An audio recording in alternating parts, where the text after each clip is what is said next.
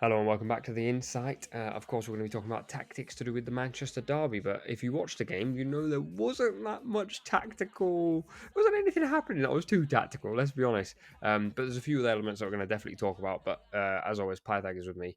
What were your thoughts on the game and general vibe? I don't think it's a derby that's going to live long in the memory from a tactical point of view, but it will live long in the memory as a turning point, I felt like, in the culture of Manchester United.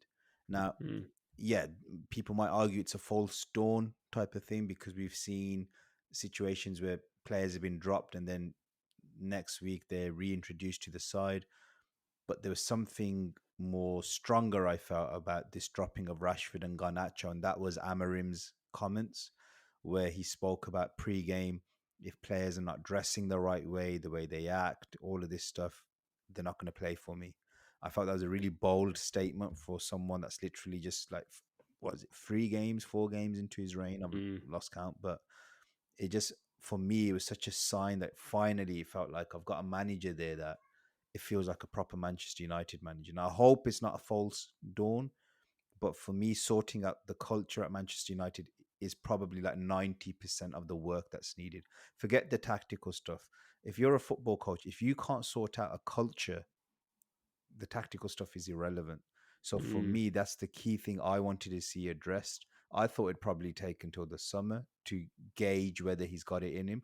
But the fact that he's done it this soon definitely fills me with a bit more confidence. Like this was the first game where, even though people always say to me, I'm very neutral as a tactical analyst, but obviously I'm a United fan. So for me to actually watch this game and actually support the team and like be emotionally engaged, it felt like the mm. first time in about a decade, just because of how he'd Interesting. selected the team. And I was cheering like at the end when Diallo scored, and that's not like me. Like I'm usually very calm, but Yeah. chairs were going all over the place, like in the kitchen. It was a TLC match in your Yeah, house. yeah, 100%. It was. I'll start on this cultural point because you know me, I love psychology, and I've said for the longest time that like one of the best things that the best coaches do, and I praise Arteta for this as well. Enzo Maresca in recent times, like managers who come in and say this is black and this is white, and there's nowhere in between. I think the managers that end up having problems, whether tactically or definitely culturally, are the ones that try and fill the spaces in between. And I think Amorim, so far anyway, with this Rashford Garnacho situation, has gone, this is how I feel about this. You're either with me or you're against me. And I think United need to rebuild that feeling because for a long time, like you're flirting with the devil constantly and things are just not working out. Um, I also think because they won this game, his decisions will look even more vindicated because I sort of like hopped into the game 4 or 5 minutes in, and I went, "This game is made for Rashford and Garnacho." Because there's no one running beyond. City was static. We'll talk about that in a second. But the fact that it worked, I think, adds more weight to whatever he's trying to do. The thing is, I feel like as a coach, you need to look beyond what the short term tactical needs are for a game when you're trying to create a cultural blueprint. Mm, So even during the game, I could hear Gary Neville say, this game's crying out for Rashford. What's Amorim done? This, that. Like for me, I didn't care about any of that. I would be happy to lose 3-0, 4-0, as long as he sticks to his guns. The other thing that you've okay. mentioned is this black and white thing. It's really, really important. Now, there's one thing saying, look, this is what I'm about. You're either with me or you're not with me, and then letting players kind of have that chance to be with you again, right? Mm, Rashford has played this game where when managers try and lay down the line, he will pretend to, like, for a short period of time, toe the line, and then he'll just go back to being himself again. I feel like Amarim needs to see through the bullshit here. He needs to like cut him off right now. So this is where like the likes of Arteta, etc., they've been really strong with guys like Obama Yang or whatever. They just cut them out like a cancer. mm. Get them out the club. When you see someone who's got a track record of being a certain type of person, get them out. Don't give that person a chance to wile their way back in. That's a recipe for disaster. If Amarim does that, then I don't have faith in him. Huh, interesting. We'll move on slightly because I think the Rashford conversation we're going to come on to it for you. I don't think with Rashford it's ever the end of the saga. I think there'll be more to this. Um, let's talk very quickly about City, and we'll come back to United because I think obviously United winning this game, they had a lot of positives. We spoke before we started about Haaland, and I think previously we've spoken where I think you said you want more from him. Yeah. just as like this player that's not very involved. And I watched that game today, and I kind of go like, one, he hasn't got service, the ball's not getting to him. But when the service now arrives, I think now we're maybe seeing a bit of his age creeping in, a little bit of that like desperation. And I get it. Look, I've played football. When things are not going your way, you try things more. Um, and I look at like Bruno Fernandes. He's a great example of that. Like when things aren't happening, he'll just go, "I'll do something out of nowhere." What's your feeling on Haaland after this one? I think it ties in with what you said. I think the issue here is doubt. So before, like when you join a club like City, everything's working like clockwork, etc. And then Haaland's expecting everything to work like clockwork. Like the ball's going to be delivered here, this is going to happen. I'm going to put it away, and there's such a cycle of confidence where everything keeps happening the way you want it. And then it's just like you're not even thinking about it. It's unconscious. Mm, And now you're seeing it's become conscious because City now are like fighting in games, trying to get these results, and now it feels like he's almost uncertain as to when the ball's going to be delivered, and then when it does come, it's like he's almost not ready for it. So like mm, even when there's half chances there, he's not capitalizing on them. It's like skimming off his head, or there's everything's just a bit off in terms of its timing. And I feel mm. like that's now it's become a cycle of the other way where everything keeps going wrong for him. And I'm sure he'll probably get himself out of this rut at some stage. But the question I ask is, will that be at City? Because it That's might be a interesting. case where if this doesn't turn itself around soon, this project is going to crash come the summer, and it's going to be like a sinking ship of rats where everyone's just going to want to get out. So that's what I'm Mm. wondering. That's interesting. I don't personally think he's going anywhere anytime soon in terms of City, but it also depends how much is about to go wrong. Because every week I've watched City, I've gone, this is their chance to get it right. Like when at 1-0, I was going, even if they win this game in the manner that they have, the feeling will change, and that's my biggest gripe with City at the moment. Mentally, they're so fragile. The moment they concede, it's like every player goes, we're going to lose this game. It's happening against Brighton, it's happening against Feyenoord, it's happened today against United, it's happening against Bournemouth. A goal for City now going in the back of their net is almost like an indication that anything could happen next. And that goal, the goal that happened, is an accumulation of this feeling just seeping in constantly. Bernardo Silva after the game said, "We have a corner on the 87th minute and we decide to cross it in and we lose the ball and that leads to the goal." I don't love that personally because he's digging out Mateus Nunes, who's already having a hard time. And I think that's now like seeping into their behavior on the pitch. They're constantly frustrated at each other. And that trust, like you just said there, has turned into doubt, where Mm. like they've gone from dead cert to win games. And 1-0 against United at home, this version of United, they should win that game. And I don't care who's fit and not fit for City. That back four today with Haaland, with De Bruyne, with Bernardo, with Foden, with these world class players, has to see that game over the line. And because they're so fragile, they can't at the moment. I wanted to ask about Foden actually. What is going on? I think Phil Foden is he's a lost soul at the moment. I know he had a good season. I think it was last season. But he's never really had a fixed position. He doesn't really. He's still. I feel like he doesn't really know what he is as a footballer, what he is as a human being, as a character. It feels like he's very like he's still kind of moldable. Like it's like a plate of jelly. I feel like with Mm, Foden, there's no substance there as a player at the moment. And for someone with that level of ability, he's never really grasp the metal like a Rooney or a Gaza, like these type of guys. They were, they were like England superstars type of thing. I don't think Foden's ever quite done that.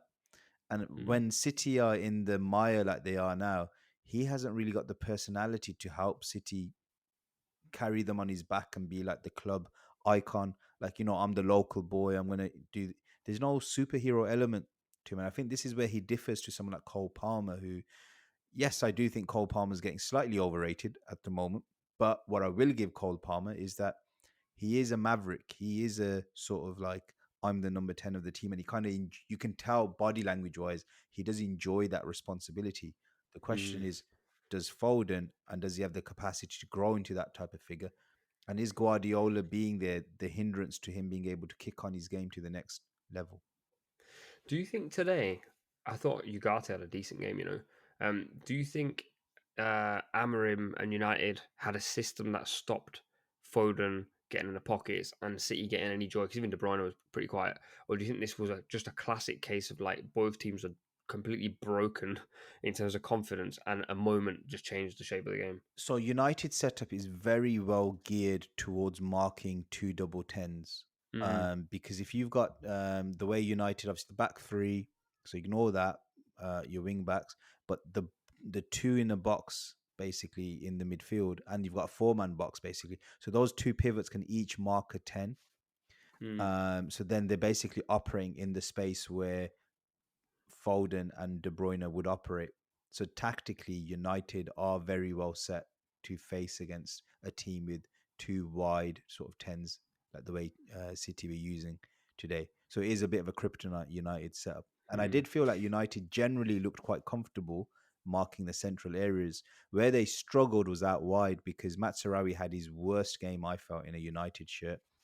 Doku, who I've never really liked as a left winger, for some reason he was cooking today. I felt like he kept Hmm. making Matsurawi slip and second guess himself. He was going down the line a lot more, being a bit more direct and putting crosses in with his weak foot. And then when he did decide to cut in, then Matsurawi was almost like waiting for the go down the line, and then he wasn't ready for the cut in. Again, as with Doku, he never really gets the numbers in terms of the end product. But I felt like today, just from an eye test point of view, he looked a lot more threatening. I've always said with Doku that there's a net positive to him. Um, he'll get the fullback in a tangle. He'll shift the team back. His final product, I still don't think is refined enough at the elite level. But if you have another winger on the opposite side, which you don't have at the moment, but if you had another winger who's contributing with goals and assists, that net positive is really valuable now because now you've got a winger that causes danger all the time.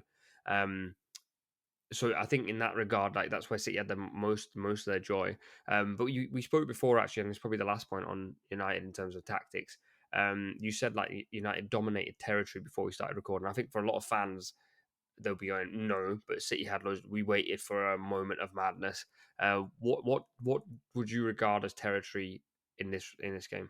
So usually when United play City, they look like so substandard in possession, and it's all very low block, very deep, and then you're purely relying on counterattacks in behind. I felt that United had periods in the game where the defensive line was very high, almost close to the halfway line, and they had City pinned back and they were moving the ball around. Now, if you remember that moment where Diallo was played through, but I think he was offside, Hmm. but that passage of football was very, very good football by United. I know that might have been offside, but that was a passage of football which looked very well coached and was very much within the Amorim playbook, where you played it out wide, you played it into the midfield, then you quickly played it into the inside forward who's made a run beyond. It's all very patterned play. It wasn't random. So for me, I took a lot of heart in that because it felt like this is coached football that I'm seeing, and I did see United sustain that sort of territory between halfway line to City's box, and they were able to keep the ball quite patiently and quite comfortably. So for me, that was a step forward from a coach's point of view, looking at United in terms of how they're moving the ball around. That looked more elite than what I've seen under Ten Hag. Yeah, I think also bringing this on to psychology, I think it develops a different feeling. United often, when they've beaten City, have snatched a win. I mean, they snatched a win today, but I don't think they snatched it in a way where like City was so dominant and they stole it. They snatched it because of a moment of brilliance. That's what I Yeah, mean. But in terms of like psychologically, I think they go into that dressing room and go, "We had just as much possession. We had just as many shots on goal. We had just as much of the ball in their final in their penalty area than we've ever had. I think in the last like 10 years or so." Since Fergie's left, and we've scored 2 goals. And in reality, City, bar Gavardio's header, I think had maybe one half chance. Normally in this fixture, like you're saying, City will have 11 shots on goals, 6 good chances. United will have 2, and something will happen. Um, and I think in that regard, there is a tactical element that Amorim's implemented, a psychological element that he's implemented that I didn't see from Solskjaer and I didn't see from Ten Hag. And I didn't see from Moyes or Louis Van Gaal or all of these coaches. And I think Amorim, in that sense, has definitely moved the needle a little bit. yeah, definitely, in my opinion. And to do that within the short amount of games he's had, like we're not saying Amorim's going to be some sort of savior here, but what I'm saying is all I wanted was like a feeling of a tactical step forward. even if it's a Mm. 0.05% feeling. And I kind of felt that today. Yeah. Well, I'm sure United fans are gonna be buzzing. You were buzzing, and I will vouch for you here. I never watched a game with you, but I know for a fact you're a very like calm person. So I know for a fact you don't throw chairs around if No, United no, score a I last minute fell off winner. my chair. So my daughter's watching the penalty with me, and I just screamed when Diallo scored the second one. Chair fell down. My wife was just looking at me like, in the Get seven a years I've grip. been married to Get a you, grip. I've Yeah. never seen anything like this. Like, what is going on?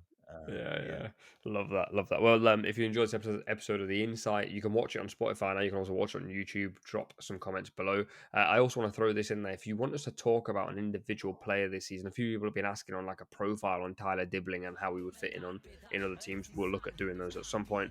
And of course, follow Pythag on all platforms. But for now, we'll see you on the next one.